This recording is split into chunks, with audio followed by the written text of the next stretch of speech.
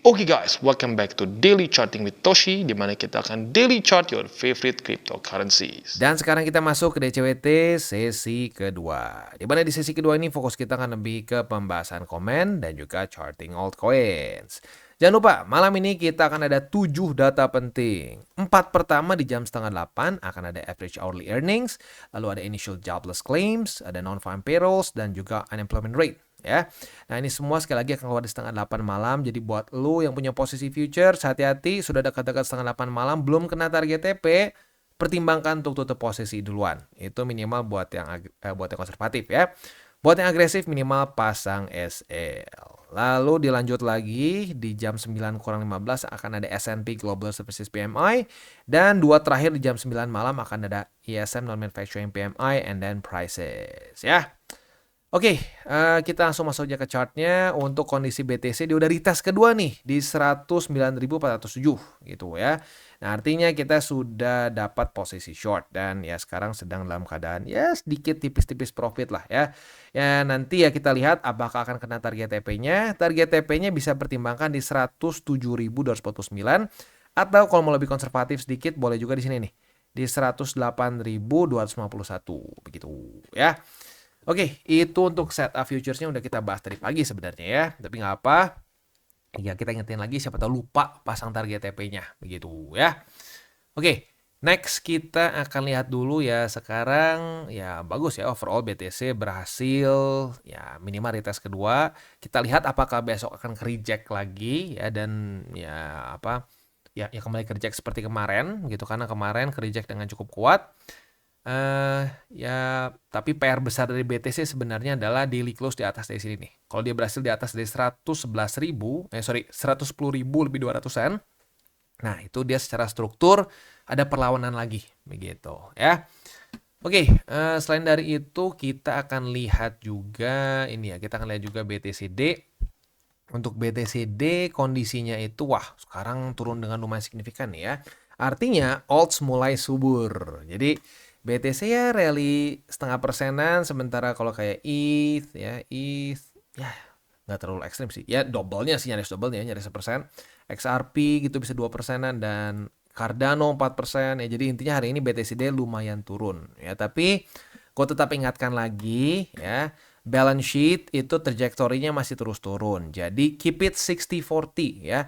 60% BTC, 40% alts. Itu maksimumnya. Kalau BTC-nya mau digedein tidak masalah ya, tapi alts-nya jangan lebih dari 40% saat masih masa-masa QT seperti ini ya. Kalau sampai misalkan alts-nya mulai ngegedein, nah lu mulai DCA-nya fokusnya ke BTC begitu. Jadi just keep it 60-40 at max ya. Sekali lagi, kalau BTC-nya digedein tidak masalah, karena masih ada yang suka nanya, Bang, kalau BTC lebih gede boleh nggak? Boleh. Yang nggak boleh itu BTC-nya kurang dari 60, lagi masa-masa QT. Kalau QE, ya itu udah susah dikontrol. Kalau udah QE ya, atau minimal netral balance sheet-nya ya, seperti di 2017 ya, itu odds lo akan bengkak dengan sendirinya dan susah untuk dibendung juga begitu, dan happy sebenarnya kan dalam masa-masa itu ya.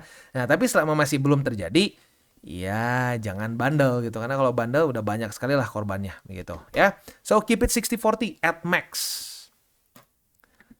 Next, dari langsung aja ke komen ya.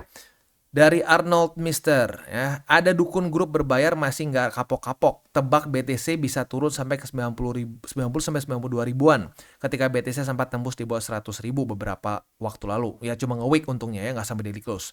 Sebelumnya juga pernah menebak BTC turun dalam sampai tanggal tertentu, malah langsung naik. Hahaha. Kalau analisis Bang Toshi mantap sekali dah. Ya kalau analisa gua nggak akan nebak-nebak tanggal sekian harus ngapain gitu, karena itu fool's errand menurut gua. Karena siapa sih kita bisa ngatur harus tanggal sekian ngapain gitu ya.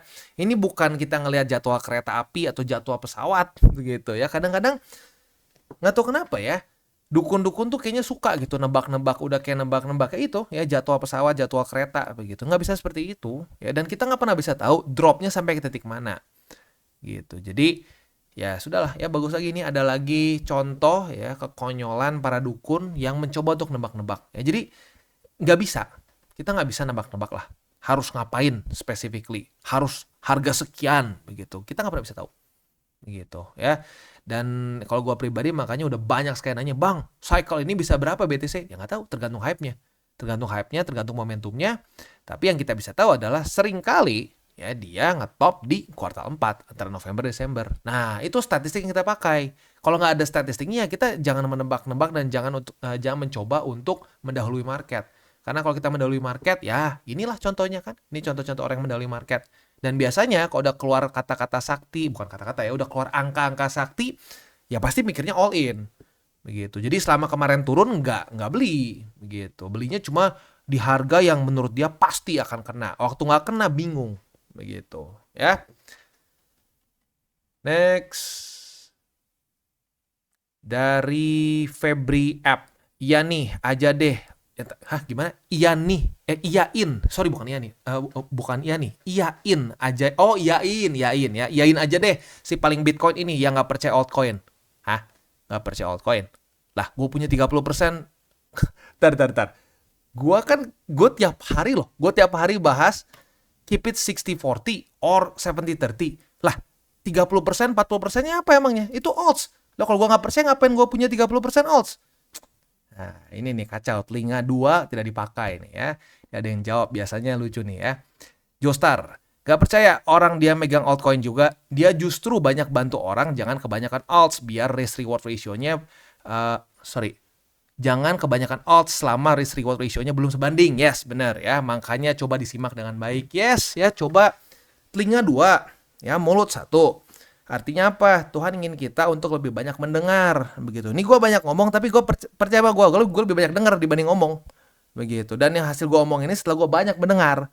Begitu. Nah, lu masa nonton ini gue tiap hari lo ngomong 60-40, 70-30 ya. Sampai doer gue ngomong kayak gitu ya, 70-30. Dibilangnya kagak percaya alts. Wah, ya gue percaya aja kalau udah waktunya. Sekarang belum waktunya. Begitu. Nah, ini nih, hati-hati ya. Hati-hati nih orang-orang seperti ini. Apalagi para newbies ya. Ya omongan orang-orang seperti ini tidak bisa dipertanggungjawabkan karena ngedengar hal simple aja nggak belul begitu ya. Kacau. Gini lah ya, sekarang gini.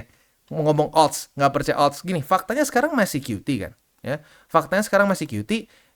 Alts apa menurut lo yang wow gitu ya. Kita lihat deh ya. ETH, luar biasa kan ETH. Oh ya dong, alts yang luar biasa nomor 2 nih. Wah ya. Sekarang dari higher high kemarin ke harga sekarang itu masih minus berapa? 36%. Ya. BTC dari all time high dia, which is di sini ya, minus berapa persen? Minus nggak sampai 3%. 2,5 aja nggak sampai. Ya, that's the power of BTC season. That's the power of lacking in liquidity. Begitu. Ya, so wake up. Ya, wake up. Next dari Chandra, Bang Toshi, kalau Fed cut rate bukannya justru BTC dan saham yang terbang duluan ya?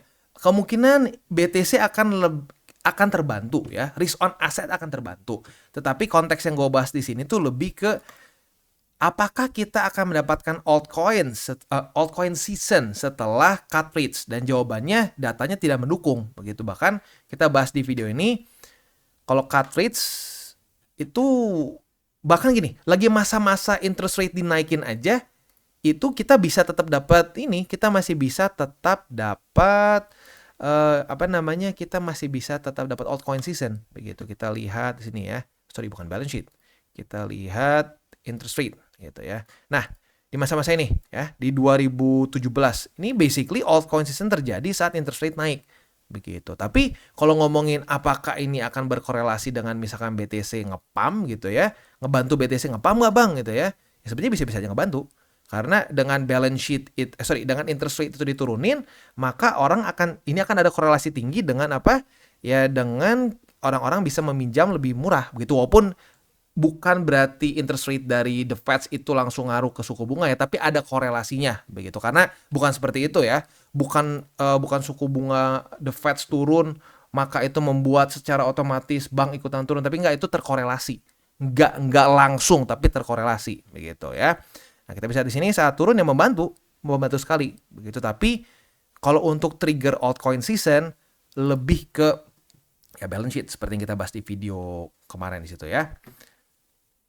Next dari Andri Tiono, yang penting cut rate dulu biar pengusaha pinjam uang bunga rendah. Nah, ya ini benar ya, bunga rendah ya, dan bikin ekspansi bisnis tenaga kerja meningkat, lalu pengangguran menurun, ekonomi dunia membaik, kalau ekonomi sudah membaik, bolehlah suku bunga dinaikkan ya. Seharusnya seperti itu. Kalau terlalu lama suku bunga tinggi, hancur ekonomi dan pengangguran di mana-mana.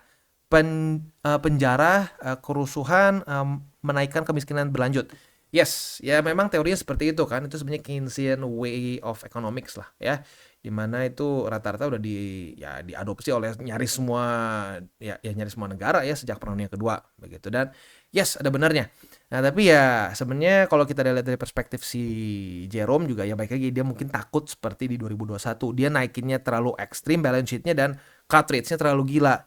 Nah, itu efek sampingnya adalah at some point akan ada inflasi gede-gedean dan terasa di 2022. US nyaris masuk resesi lagi di 2022 kan. Tapi by some technicalities jadi nggak dihitung gitu. Karena kurang sedikit buat sampai masuk ke dalam teritori resesi disebutnya. Begitu ya. Ya tapi ya kalau gue sekarang ada cut rates, apalagi balance sheet mulai masuk ke QE ya, ke arah-arah sana sih gue happy-happy aja sebenarnya ya. Karena benar yang dibilang sama Bro Andri ya. Ini akan membuat ekonomi ya minimal negara tersebut akan mulai bergeliat lagi dengan lebih besar ya dengan lebih kuat gitu dan itu tentunya akan ngaruh juga orang akan lebih banyak duit yang bisa mereka investkan. Nah, itu akan ngaruh juga ke market begitu ya. Sip. Next dari Calvin 768. Kotoshi izin bertanya, ada influencer yang mengatakan kalau di cycle kali ini akan berbeda. Berdasarkan analisa Bloomberg di tahun 2026, nanti akan ada rate cut sampai 6 kali, yang berarti kenaikan aset beresiko akan lumayan tinggi. Dan diprediksi pada tahun 2026 nanti BTC akan mencapai 200K. Bagaimana tanggapan Kotoshi? Ya kan seharusnya 2026 nanti siklus bear market terjadi.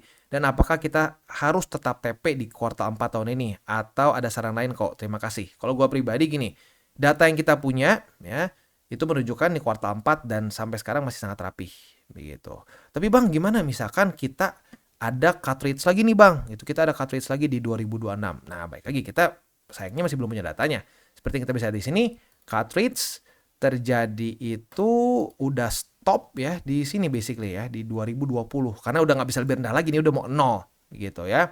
Nah, kalau sampai kita dikasih turun lagi lebih banyak sesuai dengan yang misalkan prediksi oleh si Bloomberg sampai 2026 akan 6 times lagi setelah itu kita di dalam teritori yang unknown begitu. Nah, tapi baik lagi kalau gue pribadi akan mengambil dari data yang sudah ada, data yang kasarnya itu sudah terbukti begitu. Ya kasarnya kita akan jadi lebih aman mengikuti statistik yang sampai sekarang masih 100% begitu. Karena gue nggak tahu nih lo masih ingat atau enggak di cycle kemarin ya di 2021 itu juga banyak digadang-gadang BTC akan super cycle, momentumnya akan terus terbentuk ya. Lalu ada juga yang berhubungan sama interest rate itu dulu seingat gue ada juga yang berteori seperti ini. Ini interest rate udah nyaris 0 nih. Dengan cara seperti ini BTC akan terus meningkat ke atas karena kita masih terus dalam masa-masa risk on begitu ya. Karena interest rate-nya udah ya basically ya sebenarnya masih ada sedikit ya 0,25 kalau nggak salah ya. Ya tapi itu udah sangat tipis kan. Nah ini akan membuat satu situasi di mana BTC akan terus naik ke atas. Nah makanya dulu di zaman sini ya di ya November Desember sini ya di mana waktu itu teori cycle harusnya ya sudah menunjukkan selesai, banyak orang yang enggak kita nggak akan bear market dulu kali ini, kita nggak akan ikutin teori cycle karena ada perbedaan di kali ini ya, interest rate sangat rendah bandingkan dengan sebelumnya, interest rate tinggi nih, lihat setiap cycle sebelumnya cycle top itu interest rate tinggi.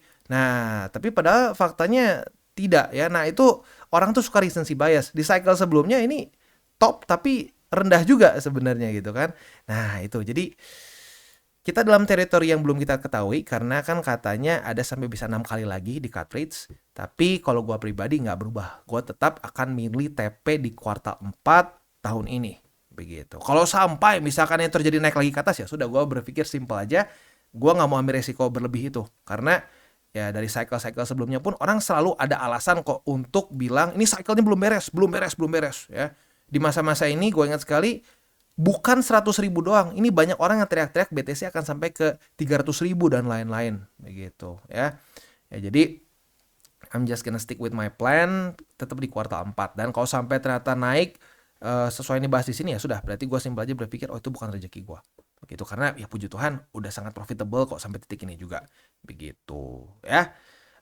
Ya itu at least untuk pandangan gue sebagai seorang position trader begitu. Tapi kalau lu berpikir jangka panjang, nggak apa-apa bang, gue mau terus akumulasi BTC. Oh itu nggak apa-apa, terus aja nggak usah mikirin.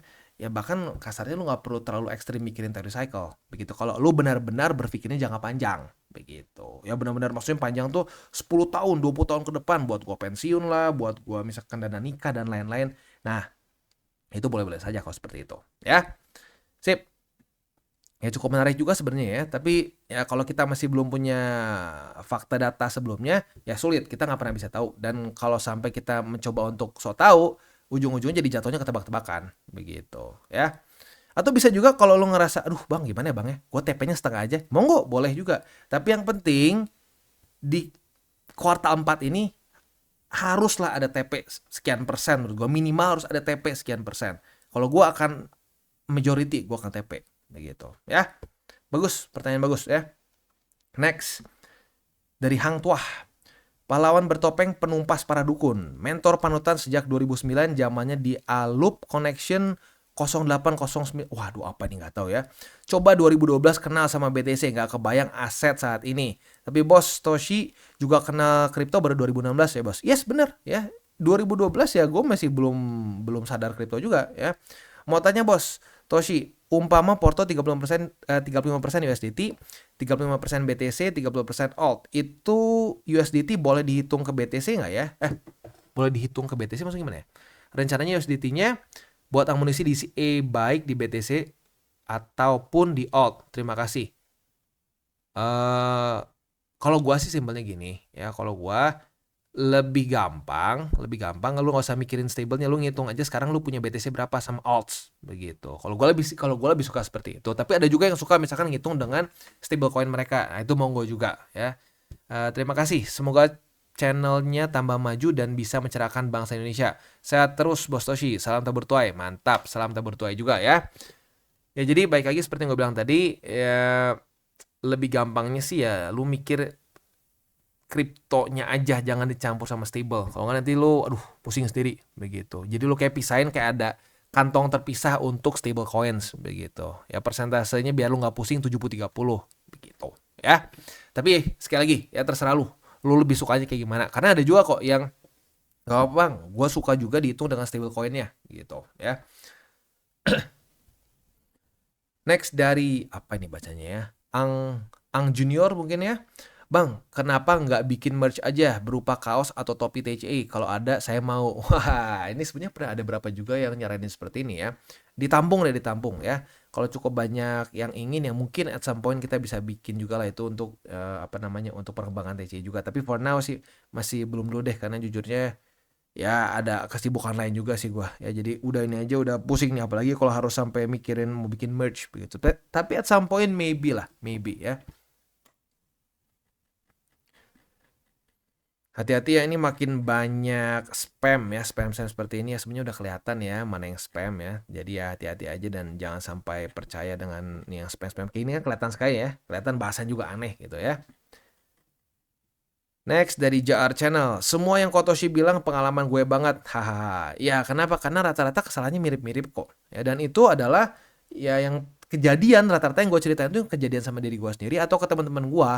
Begitu. Jadi ya sebenarnya kalau dibilang ya sebenarnya TC ini lebih ke channel sharing ya, sharing pengalaman dan juga ya ngasih tahu buat nggak jatuh di lubang yang sama begitu aja. Ya cuman kadang-kadang sulit juga sih ya, kadang-kadang orang tuh belajar dengan rasa sakit gitu. Pas waktu dikasih tahu jangan gini, enggak lah gue beda deh, gue gak akan kena, jebret udah kena baru iya ya jangan. Ya tapi some people bisa aja nggak kena gara-gara itu. Jadi ya gue berharap dengan gue cerita, dengan gue mengingatkan, lu nggak perlu jatuh di lubang yang sama begitu ya. Tapi nggak apa, kalau lu jatuh di lubang yang sama pun ya udah, lu jadi ekstra lebih bisa menghayati rasa sakitnya lah begitu ya.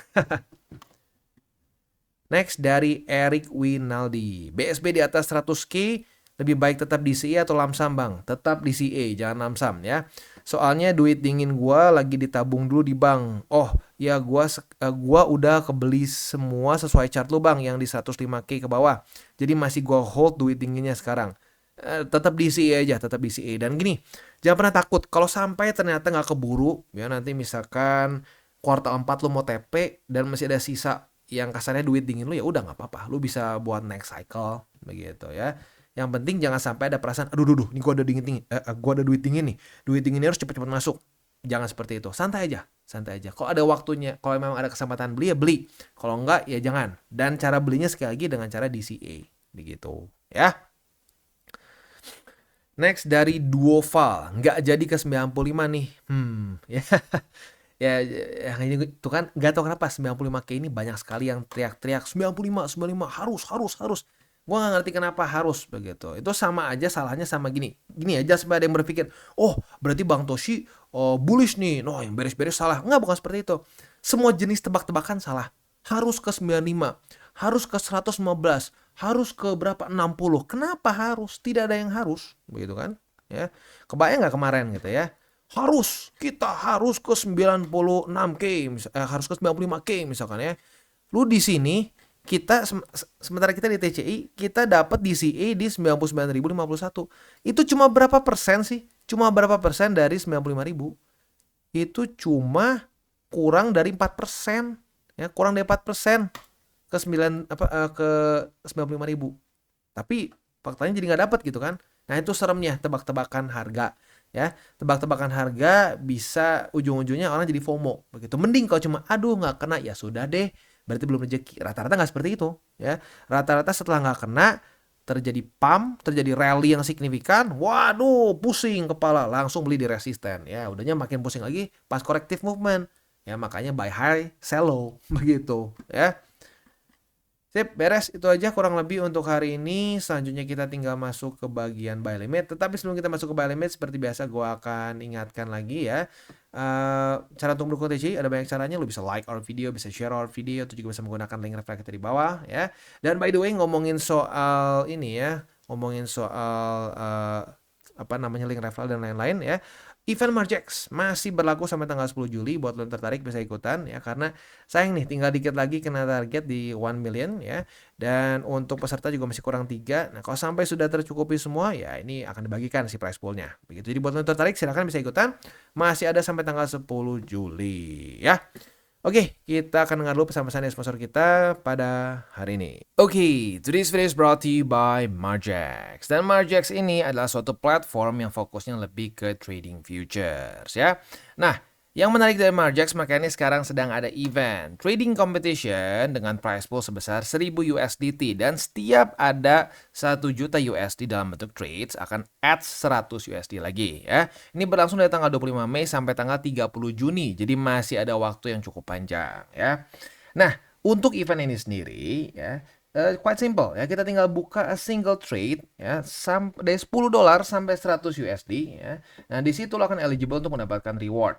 Nah, ini untuk top 20 user. Jadi ya lagi-lagi ya, siapa yang paling tinggi maka dia akan menang gitu. Jadi untuk trading competition sekali lagi 1000 USD dalam bentuk prize pool, dan juga setiap kali ada tambahan volume sebesar 1 juta USD akan ada tambahan 100 USD lagi ya. Berlangsung dari tanggal 25 Mei sampai tanggal 30 Juni.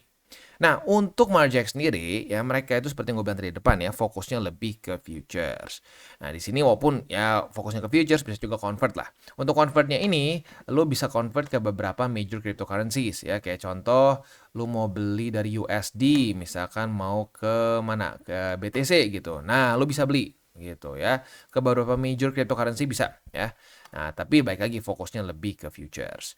Nah, selain itu juga buat lo yang mungkin memutuskan sudah ya lo pengen belilah beberapa major cryptocurrency di sini, jangan lupa di sini juga ada ada staking ya. Nah, staking ini bisa lo manfaatkan untuk bisa mendapatkan yield dari kripto yang sudah lo akumulasi gitu ya.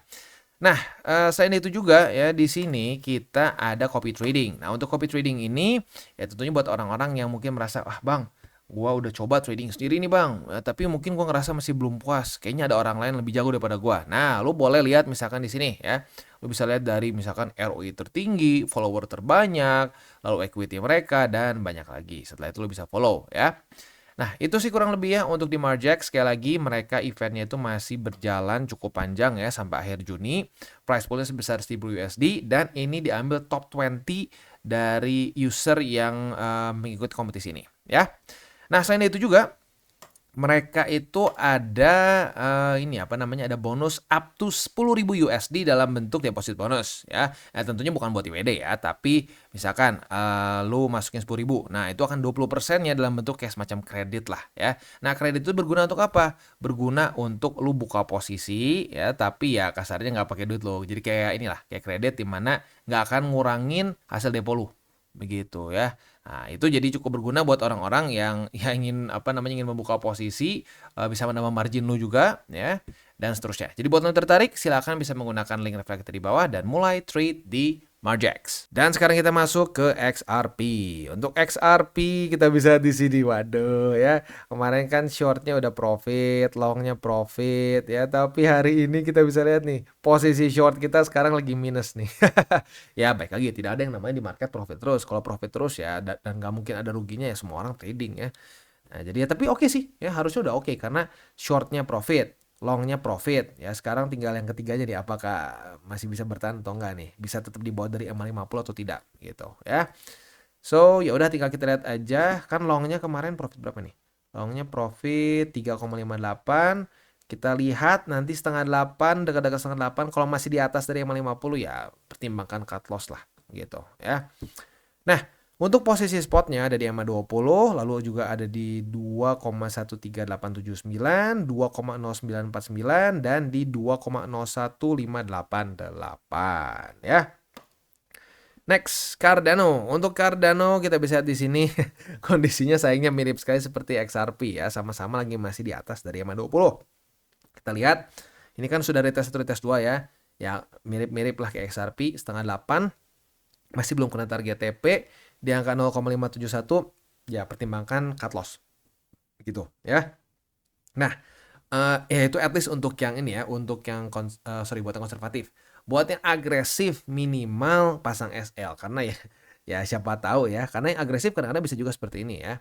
Kita kan menghindari resiko tambahan, tapi kadang-kadang hasilnya sesuai harapan dan malah posisinya jadi profit, itu juga bisa terjadi ya. Tapi baik lagi, gue sarankan pasang SL buat yang agresif ya.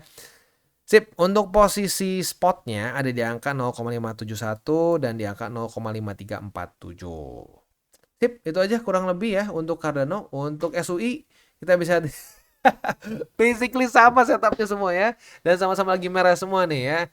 Jadi ya sudah, tinggal kita lihat apakah dia akan kena cut loss lagi atau enggak begitu ya. Well, this is real trading ya. Real trading tuh wah asik nih, XRP profit. Tiba-tiba sekarang lagi ngantri semua bisa kena cut loss. Ya memang seperti itu ya. Ya intinya asalkan kita punya SOP yang ya udah apa namanya, udah bukan tepat ya, SOP yang sudah lengkap ya, karena ya kita tahu cara masuknya, tahu cara keluarnya gitu ya. Dan bisa jaga resiko ya nggak masalah sebenarnya gitu ya. Ya sudah, gitu aja kurang lebih untuk DCBT sesi kedua ini. Sebelum kita tutup, gue ingatkan lagi hari ini cukup padat ya. Ada 7 data penting. Dan ya selain itu ya 3 golden rules lah seperti biasa ya. Jangan pakai uang panas, jangan over leverage, berpikirlah jangka panjang. Dan yang terakhir apa? Salam tabur tuai. Ingat, apa yang lo tabur kan lo tuai, jadi taburlah sebanyak mungkin hal baik. Oke guys, jadi itu adalah akhir dari segmen DCWT kita pada hari ini. Dan jangan lupa bagi kalian yang merasakan manfaat dari segmen ini, jangan lupa untuk share ke teman-teman kalian. Dan apabila lu pengen mensupport channel kita, ya TCI, jangan lupa untuk menggunakan link referral kita di bawah. Nggak wajib ya, tetapi apabila lu menggunakan link referral kita di bawah, ada macam-macam ya, dari Bybit, Huobi, Maxi, toko kripto, dan banyak lagi ya. Ya, walaupun nggak wajib, tapi kalau menggunakan link referral kita, lu secara langsung membantu perkembangan dari TCI. Dan satu lagi, jangan lupa juga untuk join Telegram group kita, di mana kita bisa ngobrol-ngobrol santai mengenai dunia cryptocurrency secara 2 arah. So, jangan lupa untuk like, subscribe, click the bell icon, and see you on the next video.